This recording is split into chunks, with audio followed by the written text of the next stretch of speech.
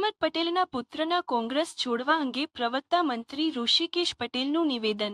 કોંગ્રેસની જે વિચારસરણી હતી જે હવે નથી રહી, ફક્ત જાતિવાદી રાજનીતિ કરે છે। હવે કોંગ્રેસના લોકો પણ કોંગ્રેસ છોડી રહ્યા છે। કોંગ્રેસના જૂજ લોકો જ કોંગ્રેસમાં રહેશે। देश के लोगों और देश के कांग्रेस के कार्यकर्ता जो कांग्रेस के विचार सरणी जो थी अब नहीं है, वो विचार सरणी के लिए जो कार्य कर रहे थे, ऐसे कार्यकर्ता और देश की जनता का कांग्रेस से मोह भंग हो रहा है। देश को नई दिशा नई गति प्राप्त हो ऐसी कोई भी सोच कांग्रेस के नेतागिरी में है ही नहीं। केवल जातिवाद, ज्ञातिवाद और सोशल इंजीनियरिंग बना के वोट बैंक की राजनीति वो करने वाली कांग्रेस को अब पूरे देश के अंदर से राज्य में से भी निकाल दिया है।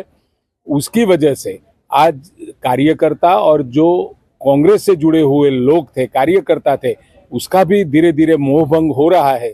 मैं मानता हूं कि अगले समय में ये गिने चुने जो ड्राइव करते हैं इतने ही ड्राइवर रहेंगे, बाकी के सब पैसेंजर उसमें से उतर जाएंगे।